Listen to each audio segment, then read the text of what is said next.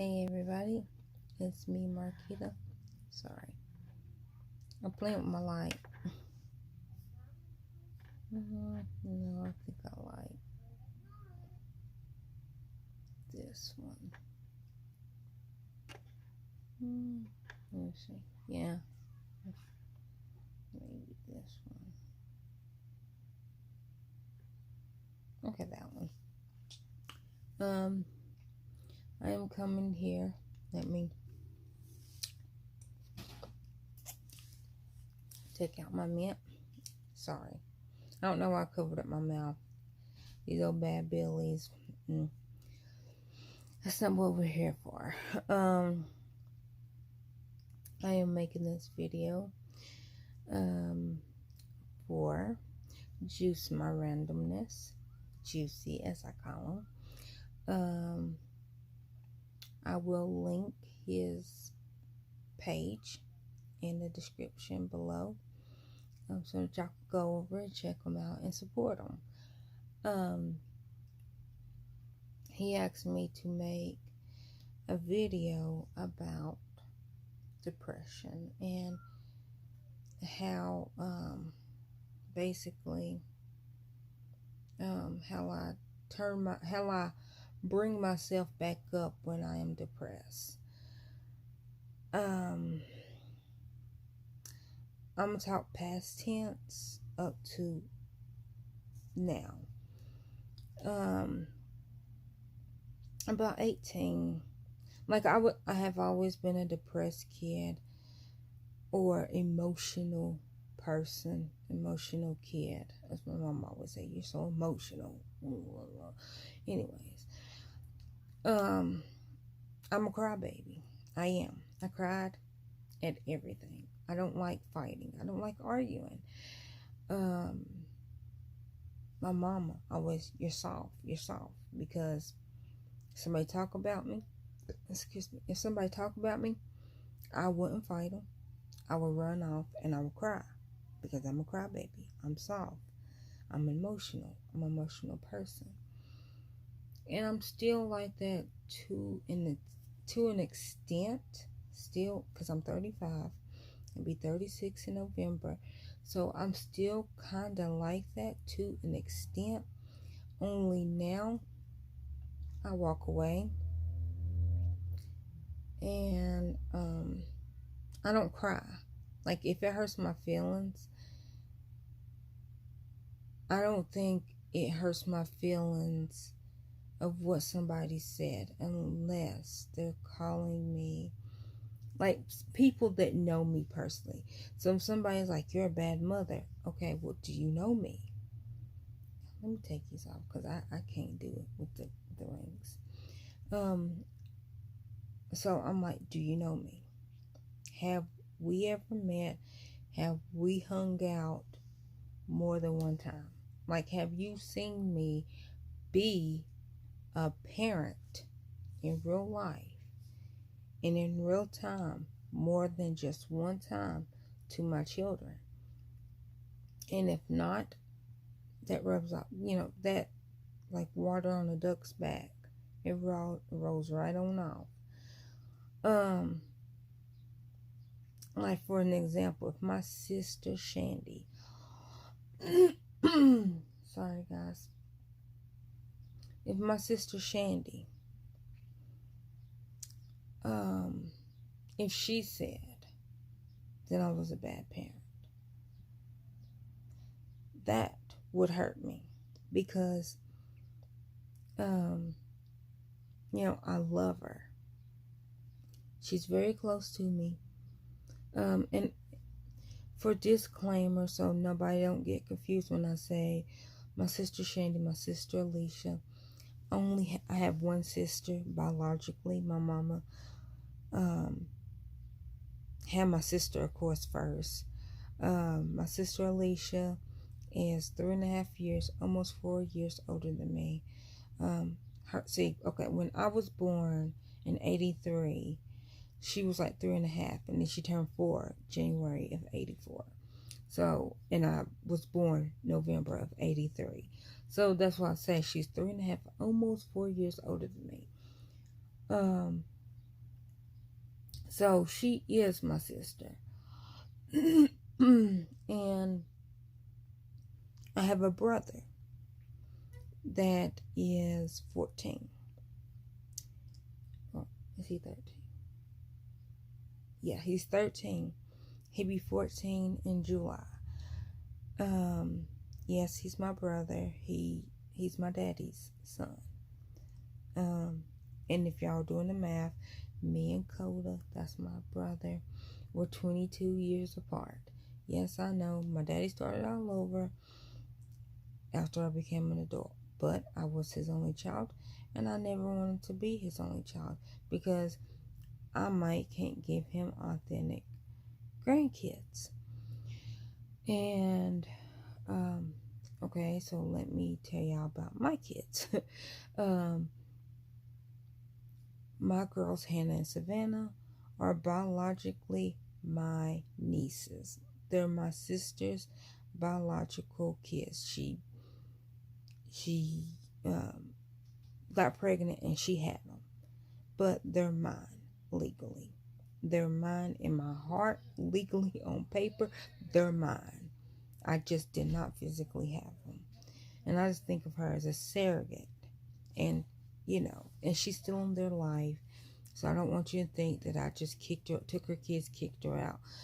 Even though I hear that from her and my mama when they get a little sauce. I'm trying to be politically. Anyways, so let me go back. So when I was 18, I have always wanted to be a mother. And when I was, let me go back all the way to 9.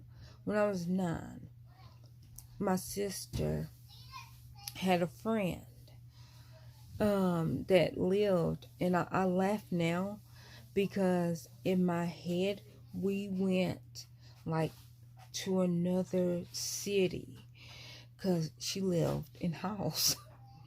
And if y'all know anything about Knoxville and Halls, like right now we live like 5 minutes from Halls, from where I live. And I live in Knoxville. But Halls is, anyhow, so her friend lived in Halls. And so one time she caught the bus home with a friend, and they went up her house. Well, when we went to the girl's house, she lives like this big old beautiful house. Like, I'm talking about Mommy. Ceilings. What? Savannah's being a bully. Okay, but why are you coming to tell me?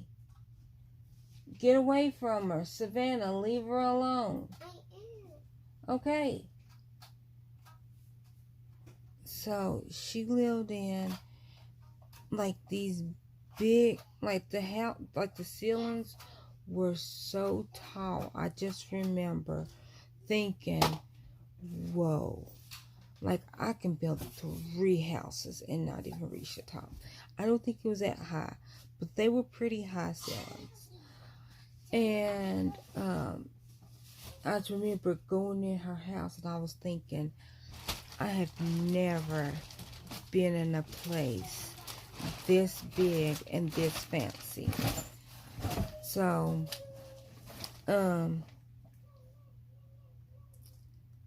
I asked her daddy, and I remember I was in 5th grade, so I think I was around like 9, about to be 10, because this was like October, I guess, because it was before my 10th birthday. But I remember being in 5th grade, and I remember asking her daddy, how do you have this big old house?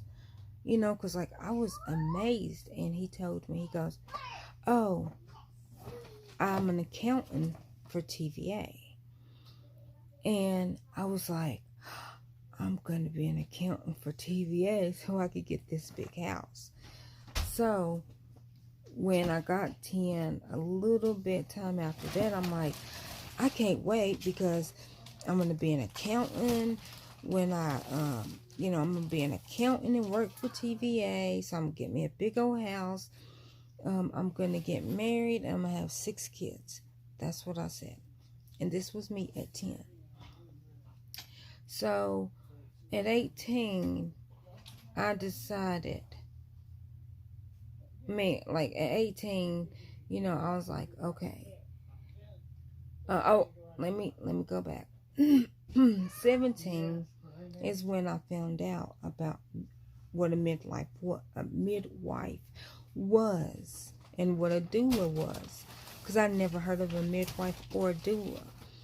But technically, I was a doula for, my sister Alicia, because I was there when Tim. Mommy's on the phone. Mommy's on the phone. Okay, sorry. So what I was saying was, I was a midwife technically for my sister Alicia when she had Tim, because I was 14 when he was born. And I just turned 14. I was mad because he was born a week after my 14th birthday. But I'm kind of glad. Because they said you had to be 14 to be in the delivery room. Or be, I guess, in the delivery room. It was the same room. But I was glad because I just, like a week, week to the day, I just turned 14. And, but yeah, so I was there when he was born. I was being her labor coach and, or her doula. And, and I was there for her when she had Desiree.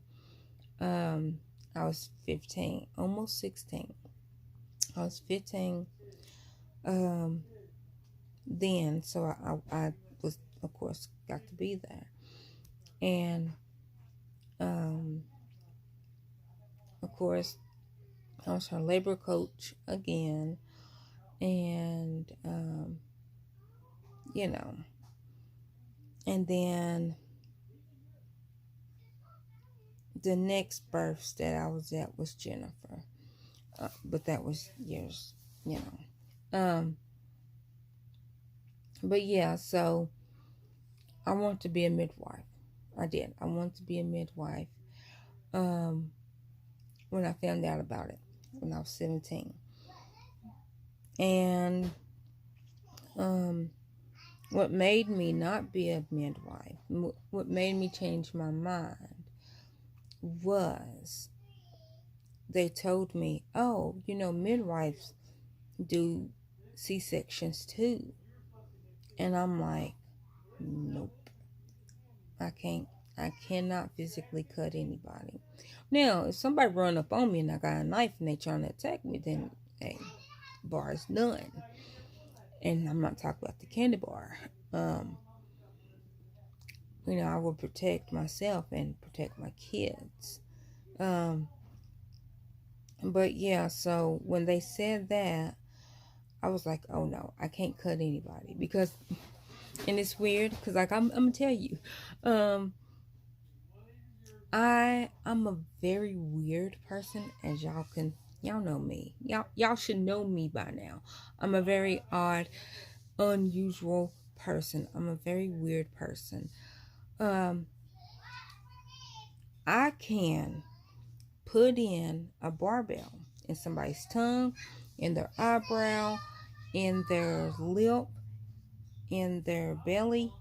I can do that. Like, not pierce them, but like if somebody's like, oh, well, can you help me? Because my hands are slippery or something. Mostly barbell. The barbells that you gotta screw and tighten. So, so I can do that all day, no problem. But if somebody asks me to put the earring in their ear, that's already pierced. All I'm doing is just helping them put it in and then putting it back on. That creeps the bejeeps out of me. Like that, to me, I can't do. And I was like, I hope to God that I do not become a diabetic, or that my kids ever become a diabetic. And I say that because I can't give shots. I can't give myself shots, even if it's to save my own life. And and I can't give somebody else a shot. Now, I might be different if it was my child, but as of right now, today, Keita, today, March the 14th, Savannah, I am talking. March the 14th, 2019, Keita is saying she can't give anybody a shot. And I will not give myself a shot.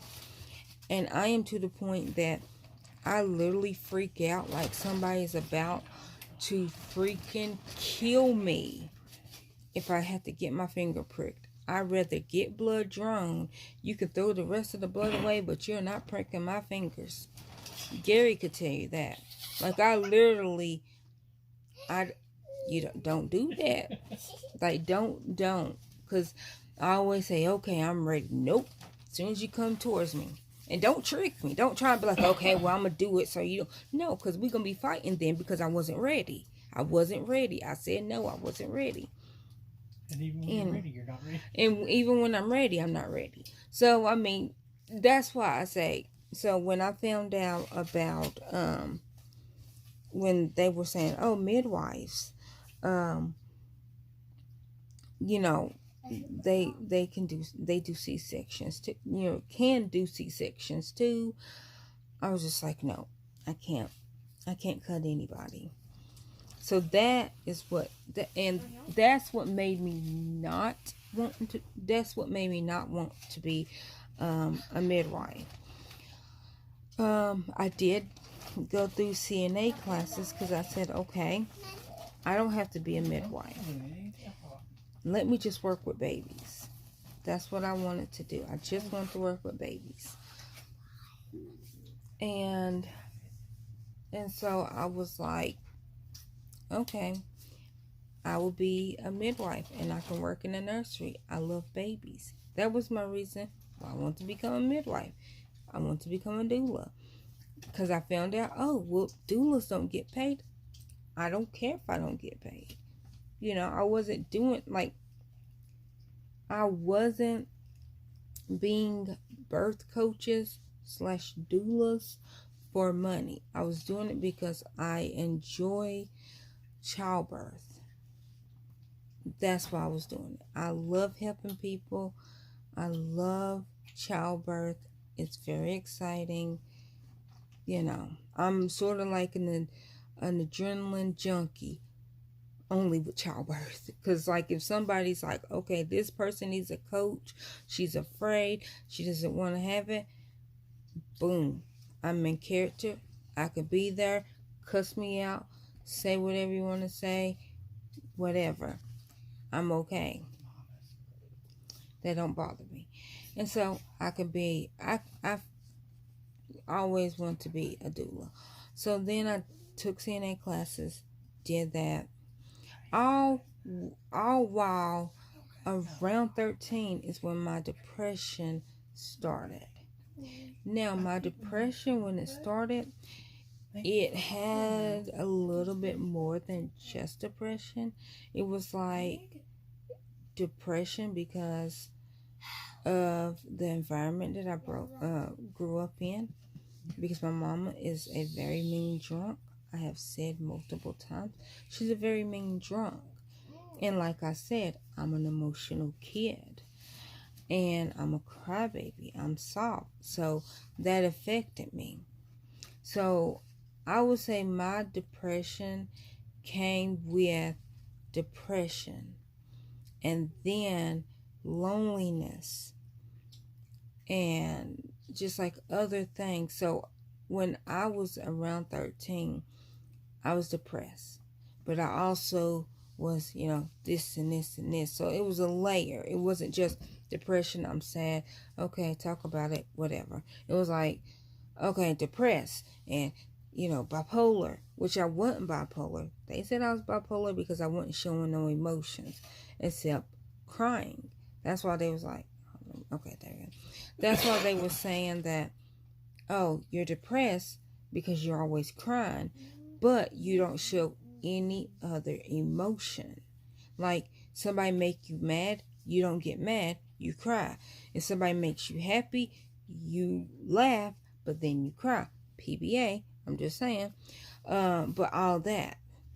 So my depression has something else connected to it. That's what I was trying to say. And then 14, hormones hit. The monthly started. So that just made everything 10 times worse. It didn't make it better. It made it worse. And so me not being able to basically express my emotions properly only worsened 10 times 10. That's all I'm saying. But I'm just saying it. And so at 18, I decided, because I always, like I said, I always had the thing. I was going to get married and I was going to have 6 kids. And I was like, telling myself, what I'm going to do, I'm going to graduate high school, because this is like around 17, maybe almost before 18. So a couple weeks before 18. I was telling myself, okay, you're going to graduate high school, you're going to meet a guy, you're going to get married, and you and your husband is going to have 6 kids. One kid at 18, 3 at 21, 6 at 25. That was my goal. That's the pattern that I wanted. And I think one of my friends actually had that pattern, and I was like, oh, that should have been my life, And then she just laughed. She goes, it's not easy. It's not easy. But she didn't have her first kid at 18, But she did have, I think, 3 at 21. And then I think 6 at 25. No, she had 5 at 25, I think. Anyhow, but yeah, so, but that was my whole goal. Like I already had it planned out. So I met a guy. No, we didn't get married, but I met a guy. Okay, no pregnancy. This month, I'm like, okay. Everybody says I'm 18. It's never gonna happen the first time. Okay. A couple of months later, probably about 6 months later, I'm like, okay, I'm 18.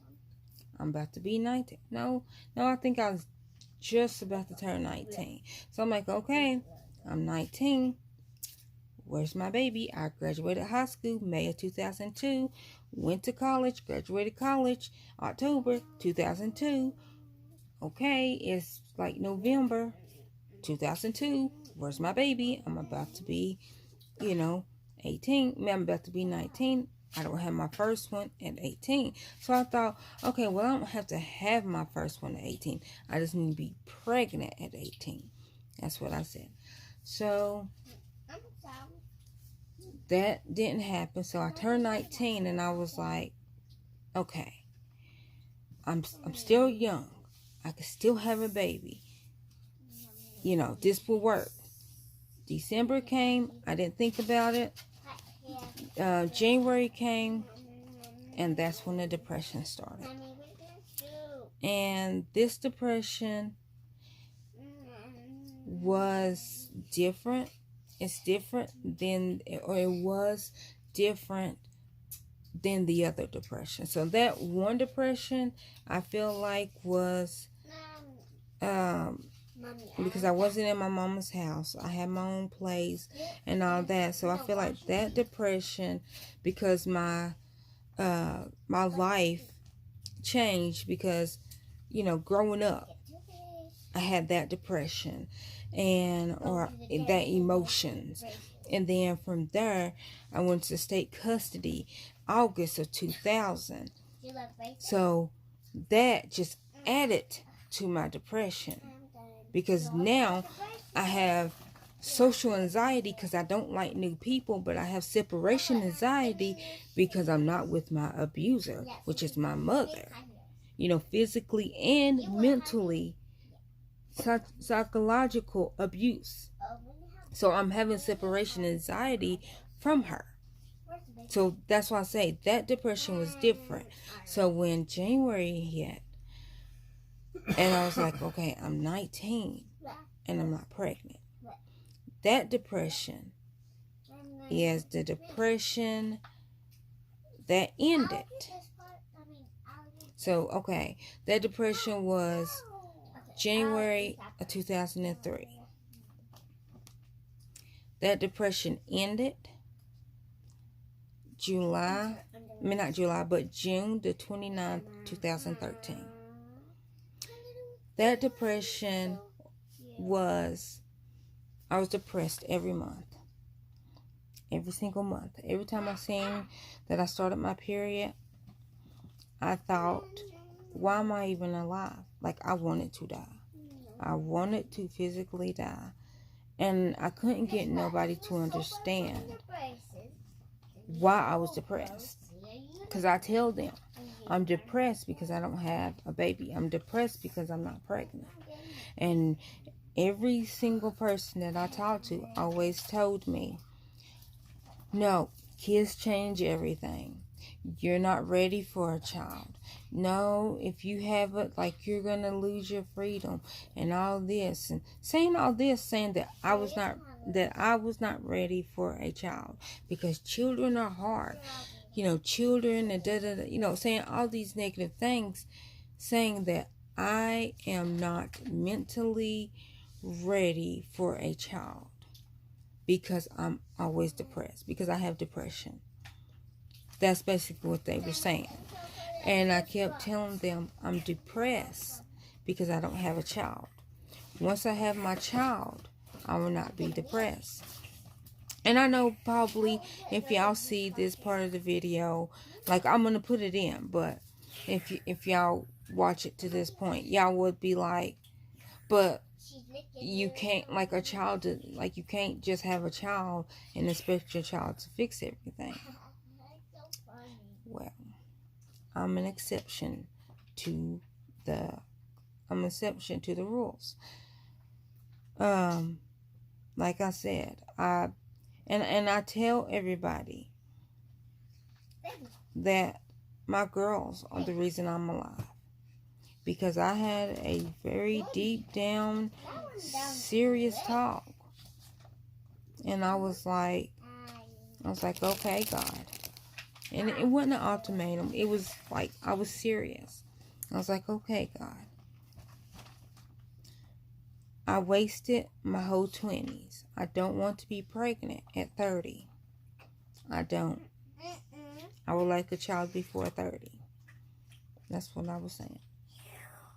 I said, so I will be 30 November of 2013.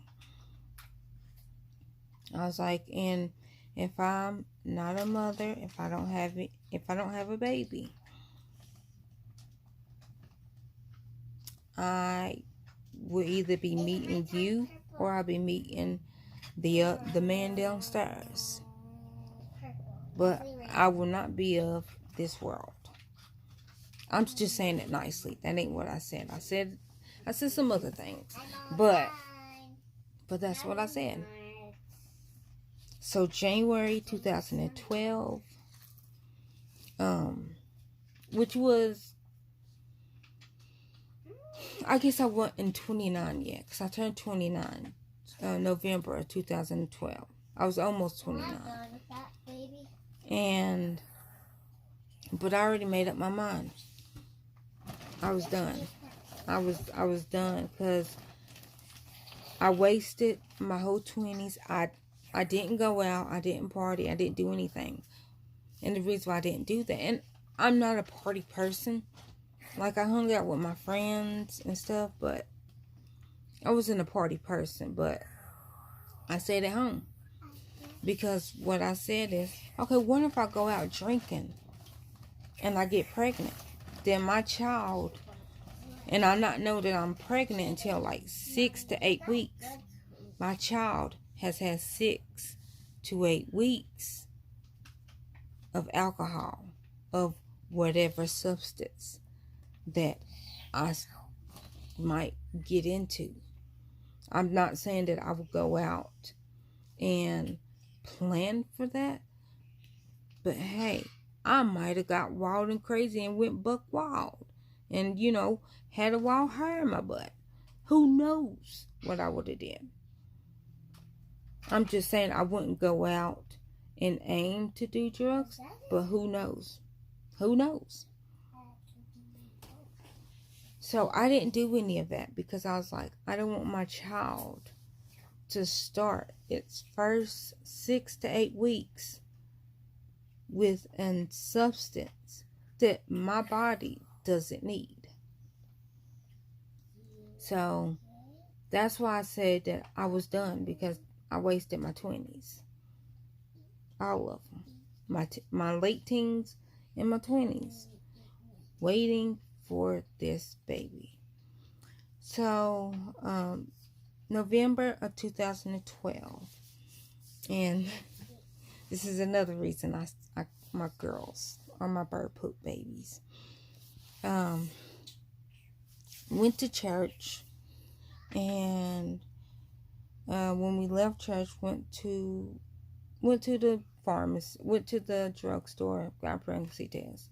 Because my sister told me, or no, I think I called her and I told her it was like October. And I said, "You're pregnant." And she goes, "No, I'm not." I'm like, "Yeah, I had the fish dream." I was like, "You're pregnant." But I had a dream about a bluefish. So I was thinking, "You're pregnant with a boy." That was my thought. And she's like, "No, I'm not. No, I'm not." So then she was over my mama's house one day. And that's when she called me. And she told me, I do think I'm pregnant. I haven't had a period in this long. And I said, "Okay." I said, "I'll bring you a pregnancy test." So I brought her a pregnancy test. And she went and peed on it. Boom. It was pink. I said, "Well," because it was a 2-pack. I said, "Well, just keep the second one, since this is afternoon pee," even though it showed positive immediately. I said, "Keep the second one and take the second one in the morning, just to make sure," because the instructions is take it with the morning pee.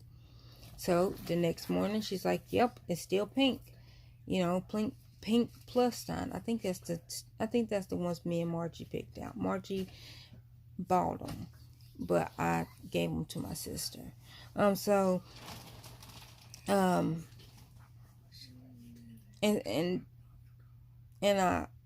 you know, me and Margie, we had a discussion that if she was pregnant, you know, what decisions that we made some, we talked.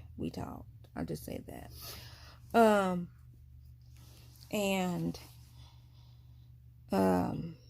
So I knew she was pregnant. I told Margie she was pregnant, and and all that. And Margie's like, "Okay." And like I said, we talked. And so I was trying to get her to go at least get insurance so she could start prenatal. Oh, let me go back. Sorry. Okay, so as I got out of the car, this part's funny. To me, it's funny. I can laugh about it now. At the time, I couldn't. So, like I said, got the pregnancy test, took it to her, and I stepped up on my mama's porch, and a bird pooped on me, and I was cussing up a blue streak. Now, I'm a very superstitious person, if y'all don't know. I'm very, very, very superstitious. Yeah, today's the 14th. I was going to say, to the point, I don't even go outside on Friday the 13th, but today's the 14th. I'm sorry. I had to think. Because I was going to say, I was outside today. But yeah, so, a bird pooped on me. My mom was like, well, you know that's good luck. And I go, yeah, I know it's good luck, but it's still gross. It's still nasty.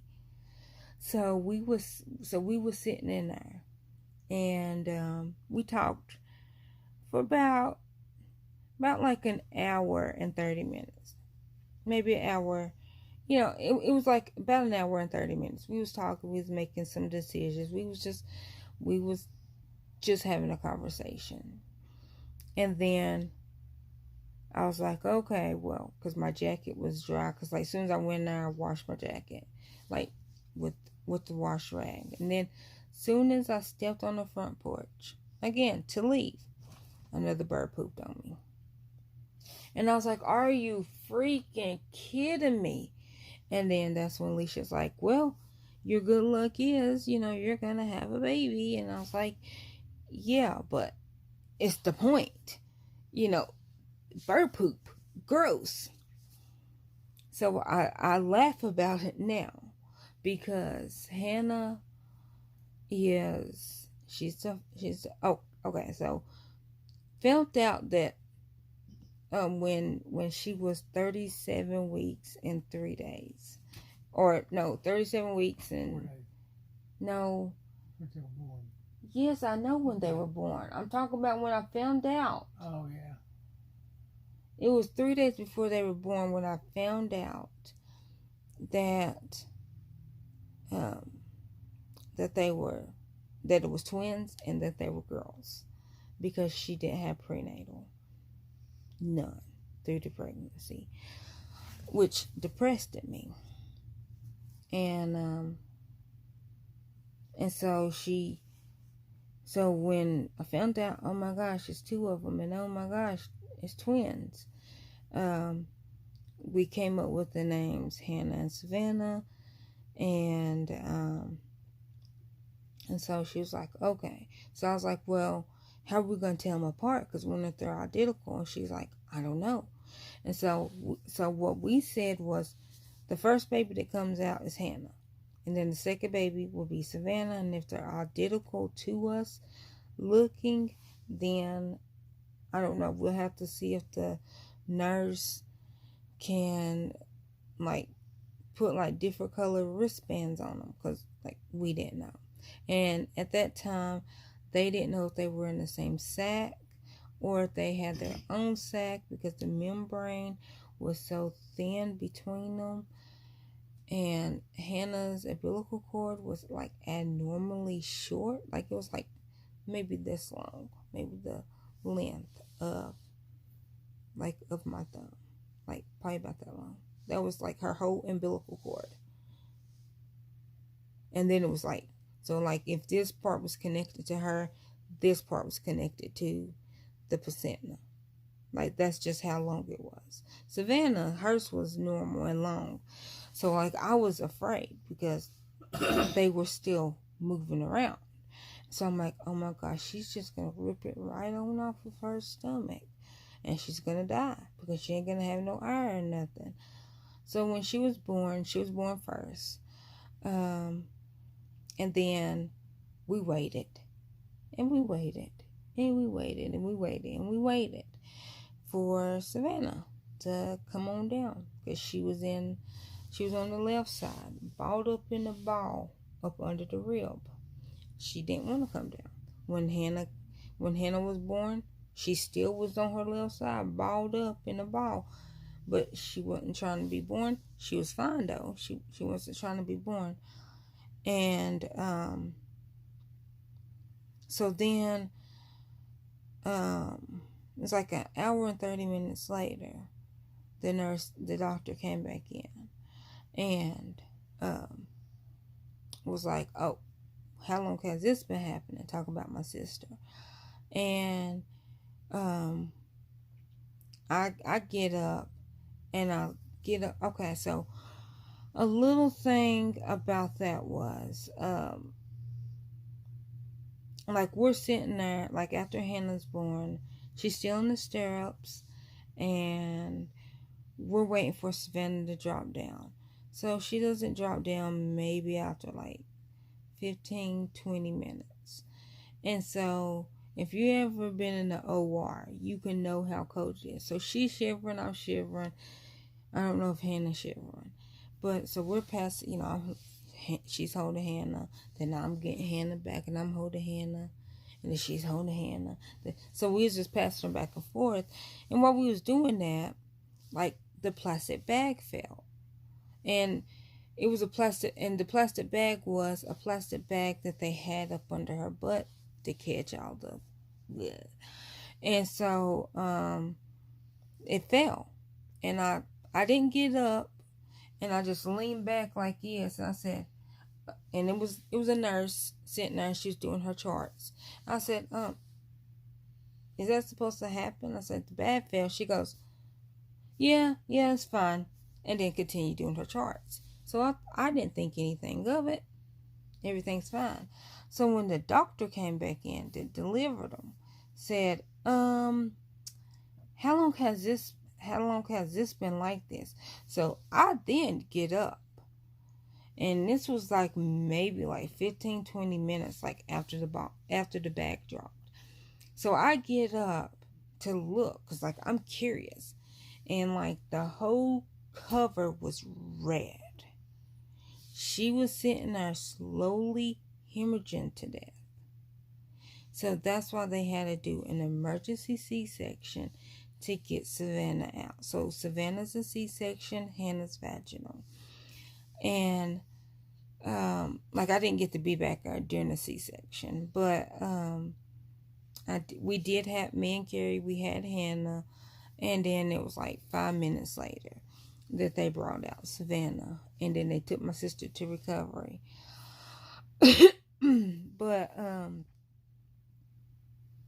But yeah, so I laughed because I got pooped on twice by birds, and they're an hour and 36 minutes apart, which we talked for probably about an hour. I'm going to say an hour, 30 minutes. So almost an hour, 36. And it cracks me up. They're my bird poop babies. That's what I call them. But it's just hilarious. Like, nobody knew that there was twins. Like, we all found out at the same time.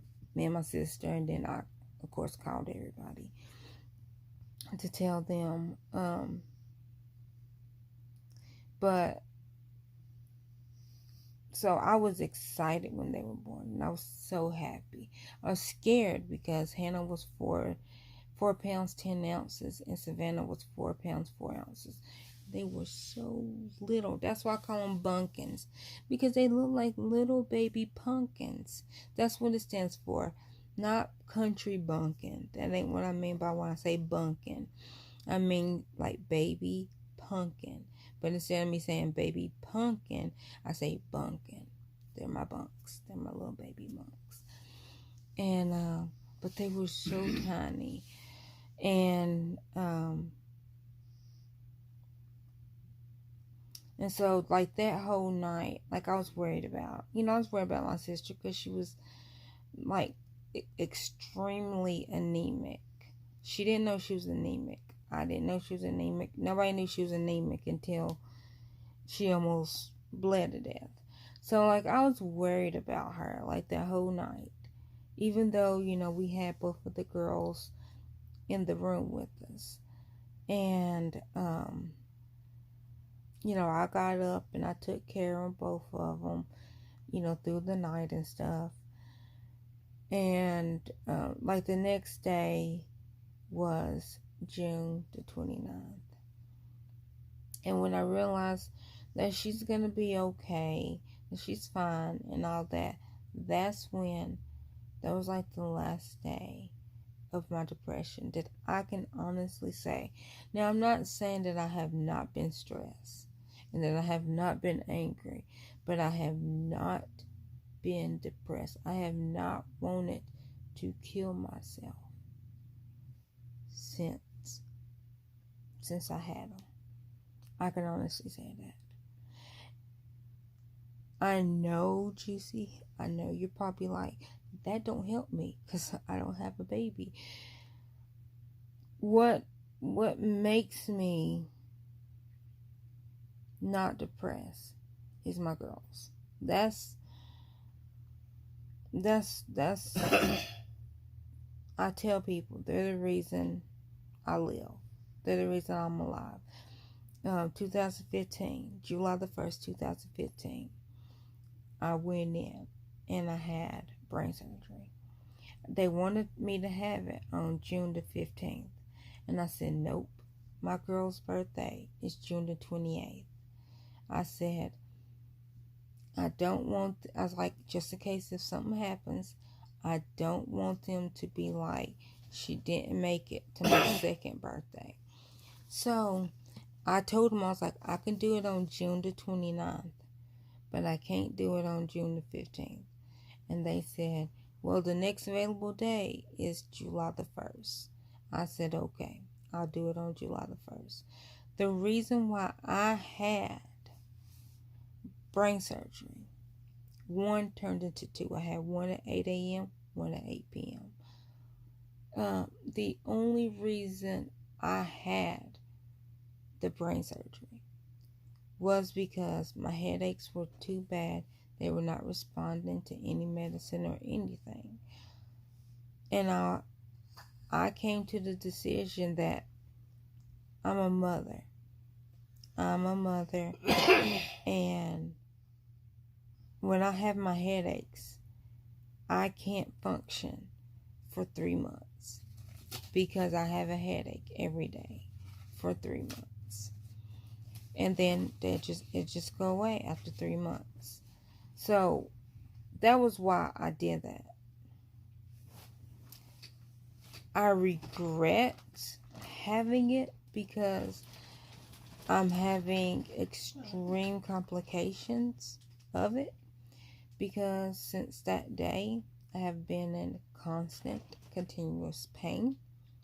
But because I'm a mother, because I live for them, I deal with it. I have to, because they're the reason I'm alive.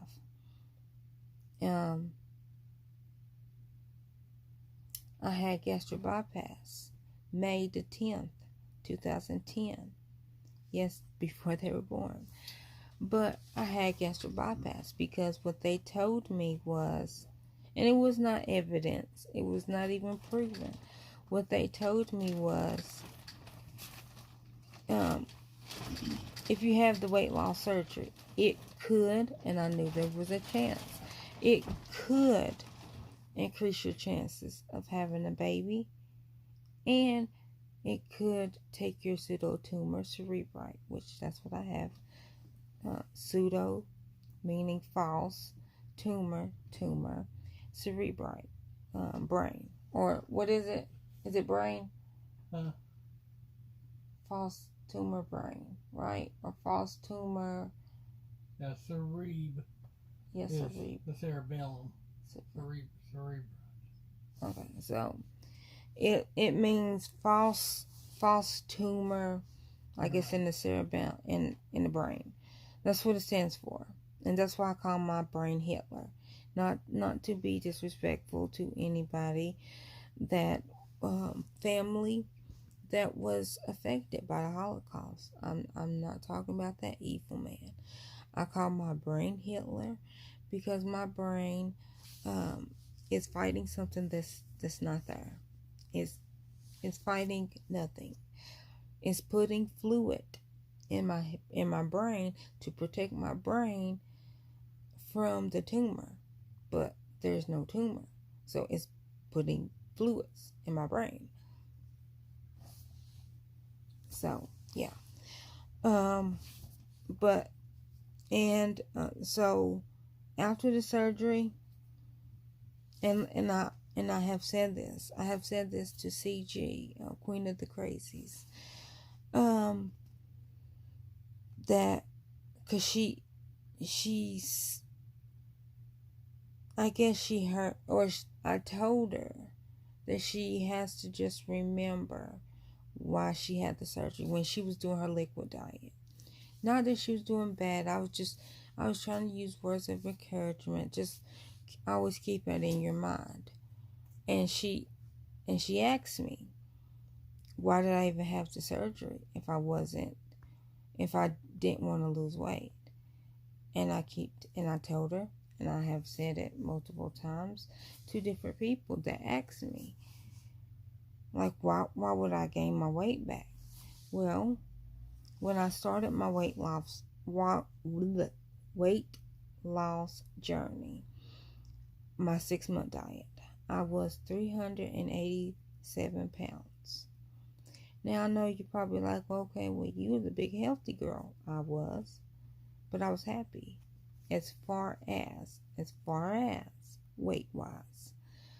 I was still depressed because I didn't have a baby.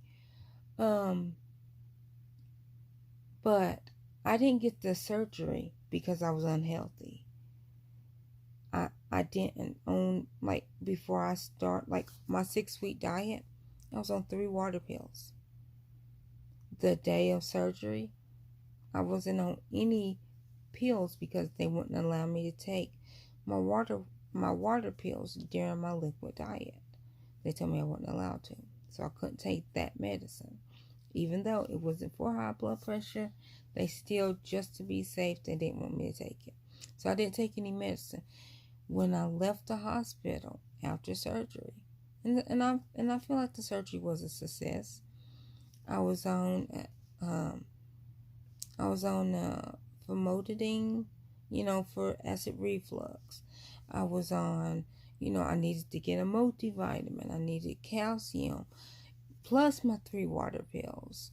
That they were kind of hesitant for me to restart, because if you ever had bariatric surgery, I had the gastric bypass, gastric bypass. You would know that you don't get enough fluid to counteract the water pills. So if you're taking a water pill that's draining all your fluid out, but you're not getting enough fluids, you're going to be sick. So they were hesitant, but because I was starting to get headaches, like my normal, and what I call my normal headaches is the headache that's directly inside my eyeball. That's what I consider my normal headaches. So when I started getting them, they were like, okay, she has to take her water pills. Like, it has to be drained out of her body somehow. And like I said, my body wasn't responding anymore to water pills, and it wasn't really responding anymore to the spinal taps. So the brain surgery was my last resort. But I got down my lowest weight after my gastric bypass. I got all the way down to 230 pounds. And I was sick. My blood pressure, anything still to this day, and I'm 9 years out. If my weight gets below 250, my blood pressure is 90 over 60. Me right now, I'm about 260, 265. You know what I'm saying? But my blood pressure is like 100 over, I think it was 65 or something like that. Last time I got my B12 shot, I had to get my labs. So even me being heavier, my highest, like my blood pressure when I was at 387 was like 110, maybe 105 over 65. That was like my normal at me being 3 something. So I wasn't unhealthy. That's not why I never got the weight loss surgery to lose weight. I never got the weight loss surgery to be basically to be thin and for vanity reasons, because I didn't like the way I looked. I was okay with the way I looked. That didn't bother me. I have always been fat. Fat is my security blanket. And like my weight is my security blanket. My weight is my best friend. And so I wasn't getting it to lose weight. I was getting it to increase my chances of getting pregnant and to take away my pseudotumor cerebri. And I've later found out that my weight it didn't have nothing to do with why I never got pregnant. And I still, to this day, have still never been pregnant. And this is me knowing, February was 6 years when I found out that, oh, that's why you couldn't have kids. And it's not no secret. Like, my tubes were closed. Why were they closed? How they got closed? When they got closed? I don't know. So I got them opened. Okay, it is June 2019. And they're open, but no babies. But that's why I never got pregnant from 18 to, what would that have been? 29. Or 18 to now. That's why. Like, I didn't have any kids before that. I don't know why. I'm just saying. That's why I've never been pregnant. It's because my tubes were closed up to February of 2013. Because I had surgery to open them up. But then I still haven't had no babies. But then I found out that my weight had nothing to do with the pseudotumor cerebri. Pseudotumor cerebri is like the opposite thing. It makes me gain weight because it makes me retain fluids. Not me being fat is making me retain fluids. That is what it is. My brain is fighting something that's not there, so it's putting fluid in different tissues and stuff to protect my body. But anyways, I hope that answered your question, Juicy. I do apologize that this is a very long video. I wanted to try to make it thoroughly and informational as I could, to let you know how I brought myself out of depression. And what I do now is I play the Sims. Like, not out of my depression, but out of my stress. Because, like I said, I can't even remember being depressed. Like, I do get sad. I'm not saying that I don't get sad. But now my main focus, 1000%, is on my kids. So, my kids is what brings me out of my depression. But I hope you like that, Juicy. I'm going to upload this. I'm going to slap my intro. And then, or no, you know what? I'm not even going to put my intro on. Anyways, you have a blessed day. And I hope to catch your videos when you do them. I never can catch yours in time. But you know what? I do try to go back and watch them. But You have a blessed day. And everybody that watched this, that made it this far, y'all have a blessed day. All right. Bye.